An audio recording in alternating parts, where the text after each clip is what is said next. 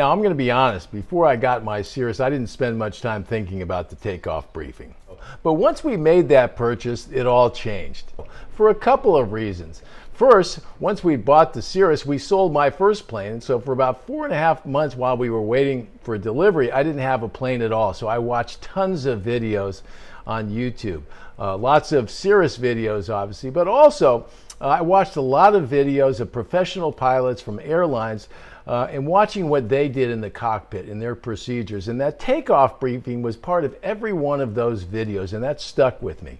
And once you actually take delivery of your Cirrus, every pilot goes through a 3-day transition course designed to make sure that you actually know how to fly that Cirrus. Now, everybody knows about the airframe parachute that comes with the Cirrus, but when you're taking that transition course, they want to make sure that you not only know about it, but that you're actually going to use it if push comes to shove. And the way they do that is by making that CAPS deployment procedure part of the takeoff briefing. Now, I'm not the smartest guy in the world, but I'm smart enough to know this. When the shit's flying, there's no time for thinking, only doing. So for me, that means practicing the right things at the right times in an almost ritualistic way gives me the best shot to do the right thing at the right time when it really matters. So for me, that means making the takeoff briefing part of my flying ritual. And here's how I do it. The first thing we're going to do is get that field elevation. At Santa Monica, that's 170 feet, so we're going to enter that number here, and then we're going to start to calculate our CAPS altitudes. The minimum CAPS altitude that parachute could be successfully deployed in a Gen 6 SR22 is 600 feet. It's 500 feet for a G5 and previous. So what I'm going to do is take that 170 feet, I'm going to add 600, which gives me 770, and I'm going to enter it right here. Pulling that chute at 600 feet is your worst case scenario. Is likely the result of an engine out scenario either on takeoff or landing. The next CAPS altitude we're going to want to calculate is the best CAPS, and that's 2,000 feet AGL. So if we take our field elevation at Santa Monica, for example, of 170 feet, add 2,000 feet, and we have 2,170, that's going to be our best CAPS altitude right here. Now, as I mentioned, I put together these documents for myself and how I think. This whole section in blue might be admittedly a little bit redundant, but I leave it in here because a couple of these items in here, the altimeter, the wind direction, and so forth, will have some impact on our takeoff briefing here. But if this is not relevant to you, you can go ahead and skip it. This next section of the takeoff briefing, highlighted here in green, is the section that helps me paint a picture of a successful takeoff and climb to my cruising altitude. And while some pilots can just verbalize this, I find that for me, writing down the information helps imprint it into my brain.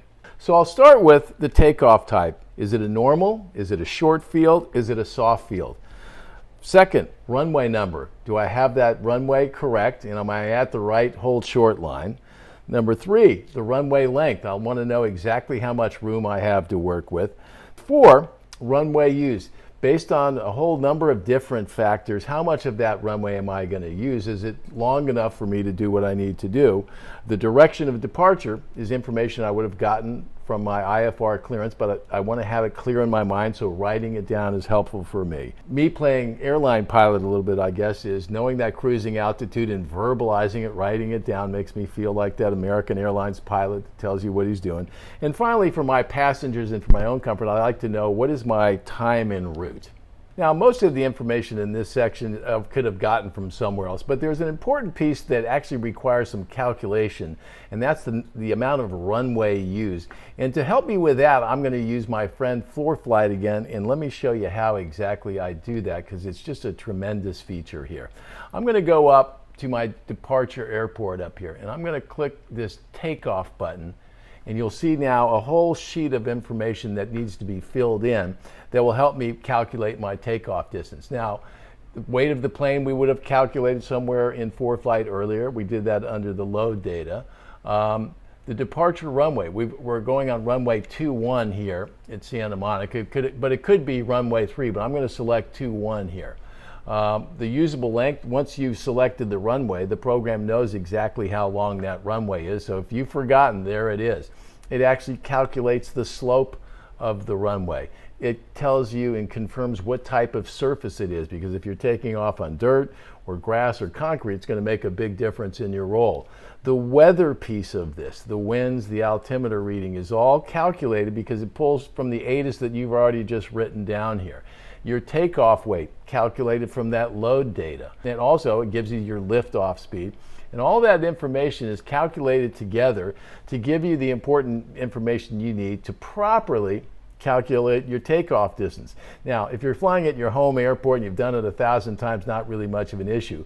But when you're doing a cross-country trip and you're flying into airports that you've never seen before, and you're flying into terrain that you might not have seen before, this little piece of the ForeFlight puzzle is just hugely important and valuable, and why I think these guys deserve a statue right there next to the Wright brothers.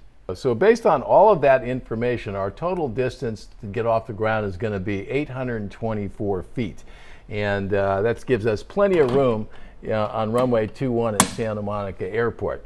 Now that final little piece of the puzzle, the airline pilot stuff, I'm going to tell my passengers that our distance today will be 291 miles. Our estimated time en route will be 1 hour and 53 minutes.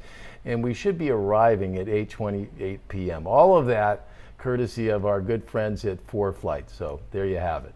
Now all of that information is, I guess, a big showbiz build-up to the real payoff pitch here, which is the actual takeoff briefing itself here, which you can see here. Now you've heard me if you watch the videos a million times, but I'll do it for you one more time just in case. If I have an emergency on the runway, I'm going to pull the power, I'm going to apply the brakes, and I'm going to abort the takeoff. If I have an engine failure at less than caps, which today is 770 feet, I'm going to execute that engine fail checklist. I'm going to pitch for 92. I'm going to cut off the mixture. I'm going to cut off the tanks. I'm going to turn off the ignition, and I'm going to land straight ahead. If I have an engine failure at caps and below best caps, I'm going to deploy the parachute, pull the red handle, mixture cut off, tanks off, ignition off, and I'm going to float in on that golf course above 2,170 feet. I'm going to come back to the airport. And that, folks, is my takeoff briefing.